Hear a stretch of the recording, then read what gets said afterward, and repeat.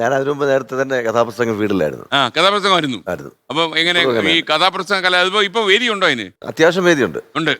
അത്യാവശ്യം എന്ന് പറയുമ്പോ അത്യാവശ്യം മാസത്തിൽ ഒരു 10 എണ്ണം. ഓ, അത് ചെറിയ കാര്യമല്ല. എന്റെ തമ്പക്കരെ 10 അല്ല, ഈ മാസം 11 ഉണ്ട്. 11 ഉണ്ട്.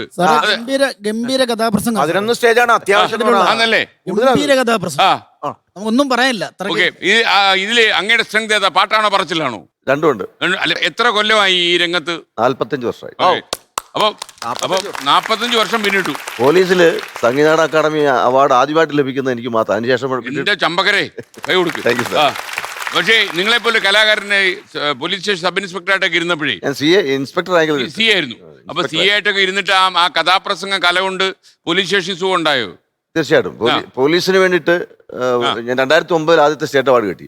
ആ സമയത്ത് ജാക്കബ് സാറായിരുന്നു DGP. അദ്ദേഹം പറഞ്ഞു പോലീസ് പൊതുജന ബന്ധം മെച്ചപ്പെടുത്താൻ വേണ്ടിയിട്ട് ഡിപ്പാർട്ട്മെന്റിന് കഥ പറയാൻ പറഞ്ഞു. അങ്ങനെ കേരളം മുഴുവൻ ട്രാഫിക് അവയർനെസ് കഥാപ്രസംഗ രൂപത്തിൽ അതിന്റെ ഒരു 2 വരി മൂളാമോ? ഒരു നിമിഷം നിന്നാൽ അപകടമൊഴിവാക്കാം, ഒരു മാത്ര ശ്രദ്ധിച്ചാൽ ആയുസ്സും തികച്ചിടാം. മദ്യപിച്ചാരും വാഹനമോടിക്കല്ലേ, ഹെൽമറ്റ് ധരിക്കാതെ 2 വീലർ ഓടിക്കല്ലേ. അങ്ങനെ ഗതാഗത മന്ത്രിയുടെ ഒരു അവാർഡ് തന്നിട്ടുണ്ട്. ഞാൻ പോലീസിന് വേണ്ടി ചെയ്ത് കഴിഞ്ഞ് പിന്നെ നമ്മുടെ മോട്ടോർ ട്രാൻസ്പോർട്ട് വിഭാഗം ആ ഡിപ്പാർട്ട്മെന്റിലും വേണ്ടിയിട്ട് എന്നെ വിളിച്ച് കഥ പറയിപ്പിച്ചായിരുന്നു. കുറേ ജില്ലകളിൽ പറഞ്ഞു. പിന്നെ മദ്യം മയക്കുമരുന്നിനെതിരെ അങ്ങനെയൊക്കെ സോഷ്യൽ ഇഷ്യൂ ആണ്. അതെ അതെ. അല്ലെ, തമാശ എന്തെങ്കിലും പരീക്ഷ നോക്കിയോ? തമാശ പറയുമ്പോഴേ അല്ല അത് ഈ ട്രാഫിക് അവയർനെസ് ഹാസ്യ രൂപേണ അവതരിപ്പിക്കുന്നത്. മഹാബലി ഓണമല്ലാത്തൊരു സമയത്ത് കേരളത്തിലെത്തുക. അങ്ങയുടെ കാക്കി കാലത്തിലേക്ക് ഒന്ന് മടങ്ങിപ്പോയാൽ, വികാരഭരിതമായ ഒരു യാത്ര പിന്നോട്ട് നടത്തിയാൽ ആ കാലമാണ് ആണോ നല്ലത്, അതോ കാതികന്റെ കുപ്പായമാണോ നല്ലത്? രണ്ടും ഞാൻ വളരെ ആസ്വദിച്ച ഒരാളാണ്. ഭയങ്കര ഡിപ്ലോമാറ്റിക്കാ. രണ്ടും ആസ്വദിച്ചു. നിങ്ങൾ ഇലക്ഷൻ നിൽക്കണം പോയി. അല്ല, കാരണം എന്താ വെച്ചാൽ ഇപ്പൊ ചില ആൾക്കാർ ചോദിക്കും മമ്മൂട്ടിയാണോ ലാലേട്ടനാണോ ഇഷ്ടം എന്ന് ചോദിച്ചാൽ രണ്ടുപേരും നമുക്ക് ഇഷ്ടമാണ്. അല്ല, ഇത് അങ്ങനെയല്ല. ഞാൻ പോലീസ് ആവാൻ ഒരിക്കലും ആഗ്രഹിക്കാതിരുന്ന ആളാണ്. അധ്യാപകനാകാൻ ആഗ്രഹിച്ചു. എടുത്തെറിയപ്പെട്ടതാണോ? അതെ അതെ അതെ. പക്ഷെ അവിടെ ഈ വർത്തമാനം പാചകം ചെയ്ത് അത് വിധി വൈപരീത്യത്താൽ അങ്ങനെ വന്നുപെട്ട.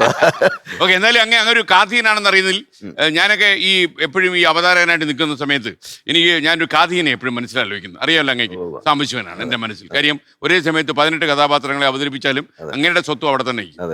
അങ്ങനെയാണ്. കാരണം സാറിന് ഈ ഒരുപാട് അനുകരിച്ചു കഴിഞ്ഞാൽ പിന്നെ ഒറിജിനലി ഒന്നും കാണത്തില്ല. ശരിയല്ലേ യൂസഫേ? ശരിയാണ് സാർ. ഇത് പറയുമ്പോൾ എനിക്ക് പറയാനുള്ള ഒരു കാര്യം, ഈ കഥാപ്രസംഗത്തിലൂടെയാണ് ഹാസ്യം എന്ന് പറയുന്ന ഒരു ശാഖ ഉണ്ടായത്.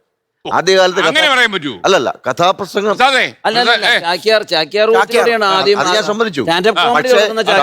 സാധാരണ അത് ചാക്യാരുടെയും കുഞ്ചൻ നമ്പ്യാരുടെയും ഹാസ്യത്തിന് കുറച്ച് നിലവാരം ഉണ്ടായിരുന്നു. അത് കഴിഞ്ഞ് സാധാരണ തീർച്ചയായിട്ടും അതില്ലാന്ന് തന്നെ പറയും. നിലവാരം തകർന്നു എന്ന് ഞാൻ പറയും. ഉറപ്പായിട്ടും അതിന്റെ ഒരു കാര്യം ഞാൻ പറഞ്ഞത്, ഈ കഥാപ്രസംഗത്തിലെ സാധാരണക്കാർക്ക് വേണ്ടിയിട്ട് ഇപ്പൊ സാംബസാറിന്റെ കാര്യം അങ്ങ് പറഞ്ഞല്ലോ. സാറ് പറയുന്നുണ്ടല്ലോ, ഈ രാവിലെ തോർത്തെടുക്കുമ്പോൾ അത് എണ്ണ കലിച്ച് കരിക്കോല് പോലെ ഇരിക്കുക, അതുകൊണ്ട് വേണേ കരിക്കും കൊല കുത്തിയിടാം. ഇത് നിത്യജീവിതത്തിലൊരു ഹാസ്യമാണ്. ഇങ്ങനത്തെ സാധാരണ ഹാസ്യം പറയുന്നത് കഥാപ്രസംഗമായിരുന്നു. ആ കഥാപ്രസംഗത്തിൽ നിന്ന് ഒരുപക്ഷെ ഇപ്പൊ മധു ചെയ്യുന്ന പോലെ വീടിരായപ്പൻ എന്ന് പറയുന്ന ഒരു കാഥികനാണ് ഈ കോമഡി കഥാപ്രസംഗമായിട്ട് രംഗത്തേക്ക് വന്നത്. അവിടെ നിന്നാണ് കോമഡി എന്ന് പറയുന്ന ഒരു വിഭാഗം തന്നെ ഉണ്ടായത്. പിന്നീടാണ് കോമഡി ഷോ ഒക്കെ വന്നത്. ഈ കോമഡി മിമിക്രി കലാരൂപം തന്നെ വന്നത് കഥാപ്രസംഗത്തിൽ നിന്നാണെന്നാണ്. കഥാപ്രസംഗം എതിർപ്പുണ്ടോ?